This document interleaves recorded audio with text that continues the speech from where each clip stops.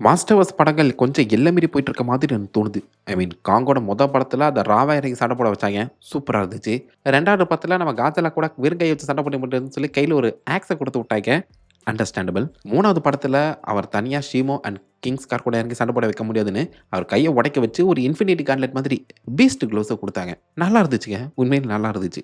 அத விட எக்ஸ்ட்ரா ஒரு படி மேல போய் இப்போதைக்கு சூப்பர்னோவா படத்துல ஸ்பேஸ் காட்ஸில்லா கூட முண்டு கூடி நிக்கிறதுக்காகவே காங்குக்கு அயர்ன் மேன் மாதிரியான ஒரு பீஸ்ட் ஆர்மர குடுக்க போறாங்களாம். பீஸ்ட் ஆர்மர். டேய்! ஃபுல் ஃபிளெட்ஜ்ட் அயர்ன் மேனா மாத்திட்டு இருக்கீங்கடா அந்த மனுஷன. காங்க என்னடா என்னடா நடக்குது இங்க? லேட்டஸ்ட்டா அந்த படத்துக்கான டெஸ்ட் ஸ்கிரீனிங் நடந்திருக்கு. அதுலருந்து ஒரு சின்ன ஹிண்ட்டா தான் அது வந்து குடுத்துருக்காய்ங்க.